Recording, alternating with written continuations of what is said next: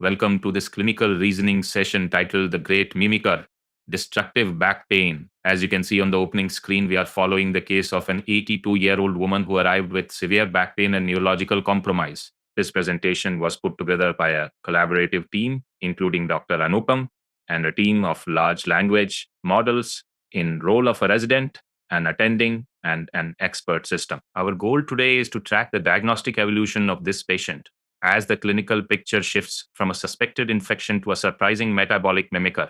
It is a journey that highlights how easily we can be led down the wrong path by initial findings. We will explore how the team navigated various diagnostic hurdles to find the truth. Please keep the patient's age and her severe symptoms in mind as we move into our learning objectives. Looking at the learning objectives on the screen, we have divided our goals into clinical skills and diagnostics. Under clinical skills, we want to focus on identifying red flags in back pain and managing complex cases in immunosuppressed patients. We will also learn how to interpret bone and joint molecular tests. On the diagnostic side, as shown in the right-hand box, we will learn to recognize metabolic mimickers of infection and utilize dual energy CT for metabolic diagnosis. A major theme today is avoiding premature closure bias, which is when we settle on a diagnosis too early. By the end of this session, you should feel more confident in handling cases where the initial data might be misleading. These goals provide the roadmap for our discussion, which leads us to how we will structure this session. To keep our reasoning sharp, we are using a hybrid clinical reasoning format. As you can see in the list on the left, the session moves through 5 distinct stages from the emergency presentation to the final resolution.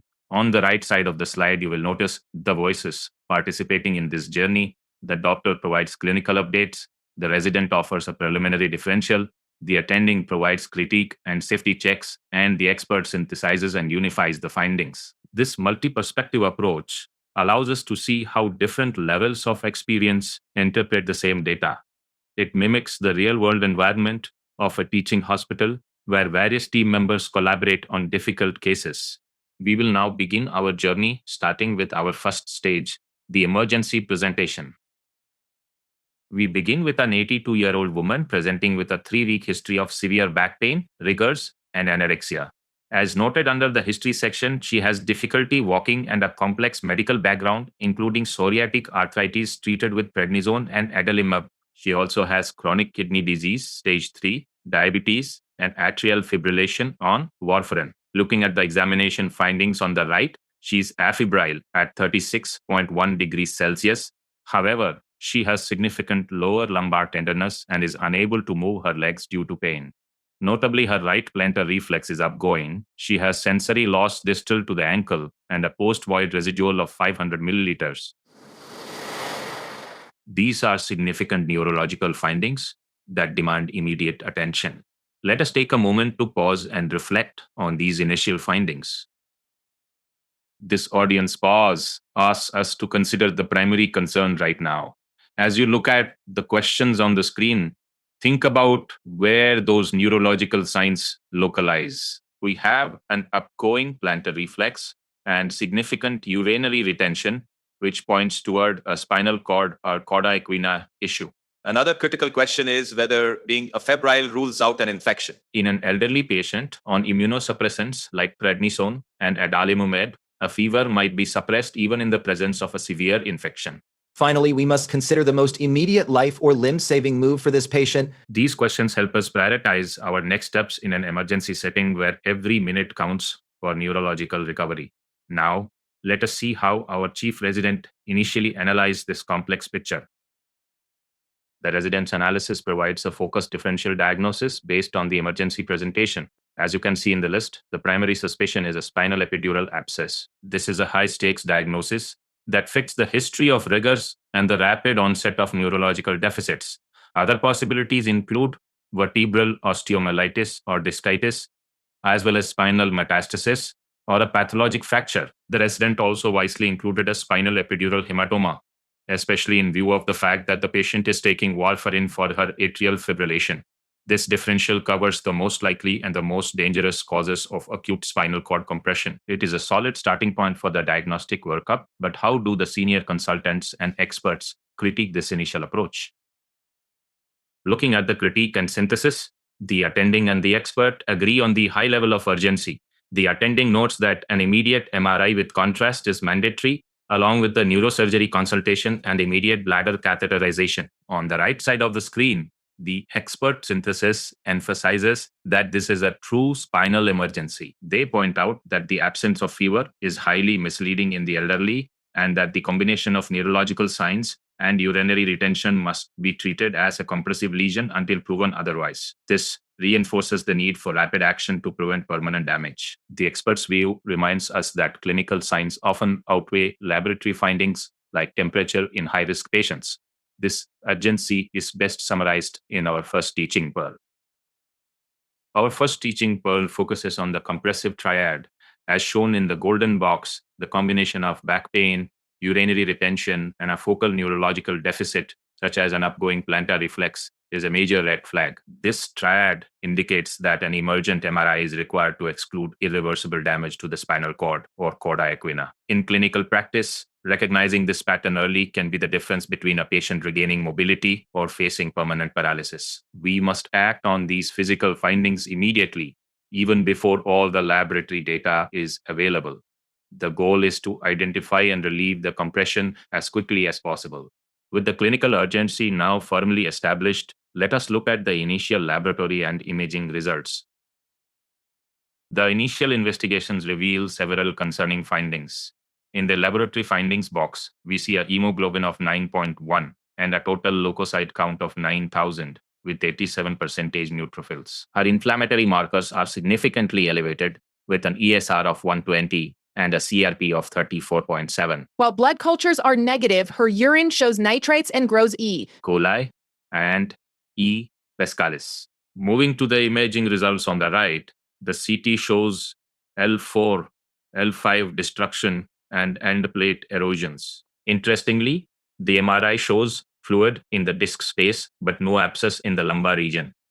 Furthermore, imaging of her hands shows pencil in cup erosions typical of psoriatic arthritis. These results leave us with a significant question regarding the patient's neurological state and the source of her spinal destruction.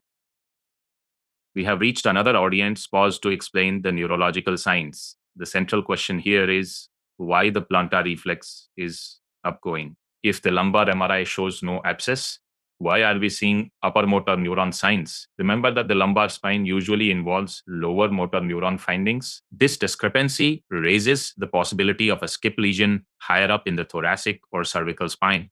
We also have to ask ourselves if a simple urinary tract infection can explain such destructive spinal findings. Usually, it cannot unless it served as the source for hematogenous spread. We must reconcile these imaging findings with the physical exam to ensure we are not missing a second higher level lesion. To answer this, we need an expert analysis of the reasoning gap. The expert analysis identifies a significant reasoning gap in our current understanding. As stated on the screen, the L4, L5 disease explains the patient's back pain, but it does not explain the upgoing plantar reflex or urinary retention if there is no lumbar abscess. This is because the spinal cord ends well above the L4, L5 level. Therefore, the team must pivot. The recommendation is to urgently image the entire spine, including the thoracic and cervical regions, to look for a higher level compression. Additionally, they suggest a biopsy of the L4, L5 disc space to obtain definitive microbiology. This step is crucial because we cannot rely on urine cultures to tell us what is happening in the spine. This pivot highlights an essential rule for managing suspected spinal infections. This teaching parallel addresses the necessity of a biopsy in cases of suspected vertebral infection. As you can see in the box, blood cultures are often negative in chronic or fastidious vertebral infections. While they are a good first step, they are not always reliable. Therefore, a direct biopsy remains the gold standard for both accurate diagnosis and effective antimicrobial stewardship. This is without a tissue sample. We are often left guessing and potentially using the wrong antibiotics. In this case, the negative blood cultures and the non-diagnostic MRI mean we must go directly to the source of the destruction. Understanding the importance of direct tissue sampling brings us to the molecular findings that finally provided some clarity for the medical team. The molecular findings from the aspiration provide our first major diagnostic breakthrough. The fluid obtained was serosanguinous and gelatinous. While the gram stain showed no bacteria and the cultures remained sterile, the 16 sRNA PCR test detected streptococcal species. As shown in the PCR confirmation box, this molecular result allowed the team to initiate targeted treatment with ceftriaxone and vancomycin. This demonstrates the power of molecular testing when traditional cultures fail to grow a pathogen. It gave the team a clear target and a sense of direction in a complex case. The discovery of Streptococcus seemed to confirm the initial suspicion of an infectious process. With the pathogen identified and treatment started, let us observe the patient's response over the next few weeks. The treatment response was initially very encouraging. Looking at the outcome at 6 weeks, the patient's back pain and urinary retention improved significantly following the aspiration. Most notably, the upgoing plantar reflex resolved and her inflammatory markers returned to normal levels. Based on this rapid clinical improvement, the patient was discharged to a rehabilitation facility and her adalimumab for psoriatic arthritis was resumed. At this point, the medical team felt they had successfully treated a case of streptococcal spondylodiscitis. The resolution of the neurological signs was particularly heartening, suggesting that the initial crisis had passed. This rapid recovery warrants a deeper look at what we have learned so far and how the team interpreted this success. The expert synthesis labels this stage as the molecular victory. The 16S PCR established a diagnosis when traditional cultures failed, which felt like a win for modern technology. The expert notes that the relief post-aspiration suggests the neurological signs were likely due to local inflammatory mass effect or irritation rather than a fixed myelopathy. This explains why the upgoing plantar reflex disappeared so quickly once the fluid was removed. It appeared that the team had solved the mystery by combining advanced imaging, physical examination, and molecular diagnostics. However, the story does not end here. We are about to see a significant clinical recurrence that challenges everything we thought we knew about this patient's condition and her underlying diagnosis. 10 months after the initial presentation, the patient returned with a new flare. As you can see under the symptoms list, she is now febrile at 38.2 degrees Celsius and has recurrent severe back pain that radiates into both legs. She also reports polyarthritis with swelling and pain in her wrists, hands, and both knees. The investigations on the right show a total leukocyte count of 15,300 and a creatinine of 2.8. Most importantly, the lumbar CT shows worsening erosions at the L4, L5 level. There is also a new critical finding: ill-defined calcific densities within the disc space and ligaments. This new development forces us to ask what these calcific densities actually represent and whether our initial diagnosis was entirely correct. This audience pause introduces a new dimension to the case. We must ask what the new calcific densities signify. Is this just a relapse of the previous streptococcal infection, or is something else going on? We also need to consider how the new symptom of polyarthritis changes our diagnostic frame. While infection can sometimes cause reactive arthritis, seeing new calcifications in an area of acute spinal destruction is highly unusual for a simple infection. We must rethink the meaning of calcification in this context. It suggests a metabolic or crystal-related process rather than a purely infectious one. Let us see how our clinical team broadened their differential to account for these new and confusing clues as the case progressed. The resident and consultant have now broadened their differential diagnosis. The resident's view includes relapsed iogenic spondylodiscitis, but also adds calcium pyrophosphate deposition or pseudogout due to the new calcifications. They also consider tuberculosis spondylitis, especially since the patient resumed adalimumab. The consultant's strategy, shown on the right, is aggressive. They call for a repeat CT-guided biopsy, mandatory joint fluid analysis of the swollen knees, and the immediate cessation of adalimumab. This approach recognizes that we can no longer assume this is a simple infection. We need fresh tissue and fluid samples to investigate the possibility of a crystal-induced inflammatory process. This shift in thinking brings us to a critical expert analysis of the situation and a potential new pivot. The expert analysis introduces the pseudosepsis pivot. As you can see in the green box, the combination of acute fever, polyarthritis, and spinal destruction with calcification points towards pseudosepsis syndrome. The expert advises the team to think about calcium pyrophosphate deposition or gout before assuming this is just an antibiotic failure or a relapsed infection. This is a crucial mental shift. It suggests that the systemic inflammation, including the high fever and elevated white cell count, could be driven by crystals rather than bacteria. This this syndrome can look identical to sepsis, leading clinicians to keep prescribing unnecessary antibiotics. The idea that crystals can mimic sepsis is a vital concept we must explore further to understand the teaching pearl for this stage.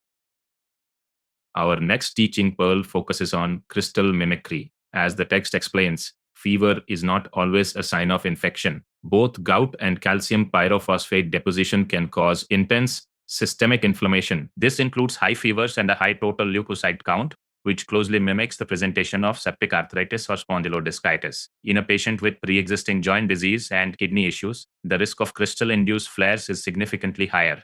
If we only look for bacteria, we may miss the true underlying cause of the patient's agony. This understanding of crystal mimicry sets the stage for our final definitive investigations, which will finally provide the proof needed to solve this complex and destructive case once and for all.